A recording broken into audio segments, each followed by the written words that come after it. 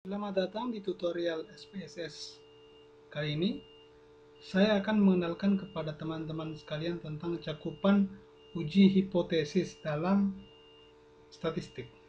Nah, tentang bagaimana cara kita mengetahui atau uji apa yang paling tepat terhadap data yang kita miliki. Oke. Nah, kiranya tabel berikut yang saya sajikan bisa memudahkan Anda. Nah, tabel pertama yang berisi tentang masalah pengukuran. Nah, masalah pengukuran dalam uji statistik itu ada numerik, kategorik, dan ada kategorik ordinal, kemudian ada kategorik nominal dan ordinal. Kemudian ada jenis hipotesis. Nah, jenis hipotesis ada yang komparatif dan korelatif. Komparatif sendiri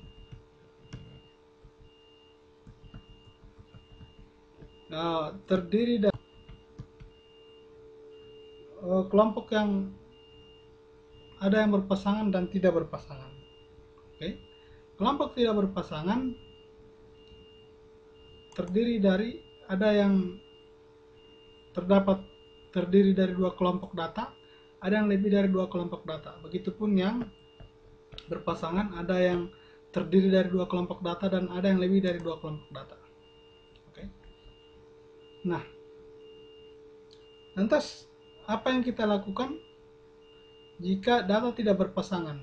Jika pengukuran kita numerik, maka pengukuran yang kita lakukan adalah kita melakukan uji T, ya, uji T ya, uji T tidak berpasangan. Kemudian, sedangkan ini uji T ya, sedangkan uji untuk kelompok yang lebih dari dua kelompok untuk pengukuran numerik itu kita gunakan ANOVA. Sementara yang berpasangan pada hipotesis komparatif itu kita gunakan uji T berpasangan. Jika sebelumnya tadi tidak berpasangan untuk dua kelompok pada komparatif tidak berpasangan, tapi pada berpasangan uji T berpasangan. Kemudian selanjutnya adalah uji ANOVA juga, ya, ANOVA dengan lebih dari one way ya. Kemudian, nah sedangkan untuk jenis hipotesis yang korelatif kita gunakan uji Pearson. Nah, demikian tentang masalah pengukuran numerik. Nah, lantas bagaimana jika data yang Anda miliki berupa data berbentuk kategorik atau ordinal? Lantas uji apa yang kita gunakan? Nah, jika data yang kita miliki termasuk data yang tidak berpasangan dan hanya terdiri dari dua kelompok, maka uji yang kita gunakan adalah uji Mann-Whitney. Nah, jika lebih dari dua kelompok, maka uji yang kita gunakan adalah Kruskal-Wallis. Nah, jika pengukuran kategorik yang kita miliki berpasangan, maka jika dia terdiri dari dua kelompok data, maka kita gunakan uji Wilcoxon. Sementara jika lebih dari dua kelompok, kita gunakan uji Friedman. Oke. Dan uji korelatif kita bisa menggunakan ada tiga macam cara ya. Spearman, Somers, dan Gamma.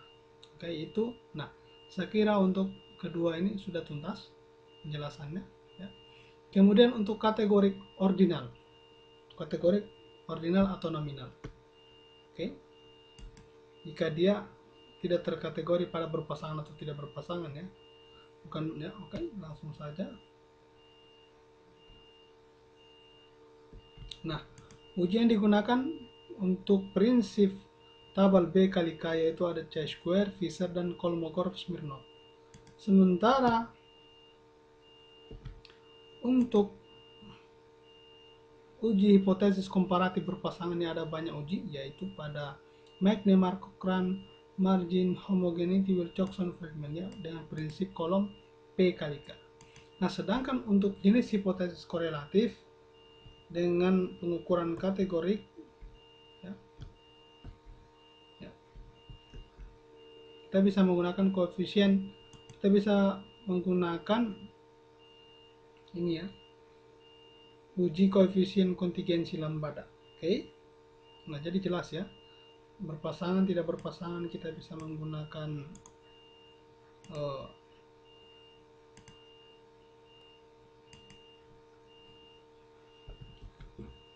kita bisa menggunakan ini ya, ada tinggal kita lihat kelompok datanya apakah masuk pada ini atau ini ya, itu pun pada berpasangan. Mungkin saya beri warna kuning supaya jelas ya. Oke, ini juga saya beri warna hijau supaya lebih jelas lagi bagi Anda yang bisa melihatnya ya. Oke, ini hijau juga. Oke, supaya lebih jelas. Nah, ini tadi uji T tidak berpasangan ya, saya lupa menuliskan. Oke, jelas bagi Anda? Nah, jika Anda punya pertanyaan, silakan berikan komentar pada video kami.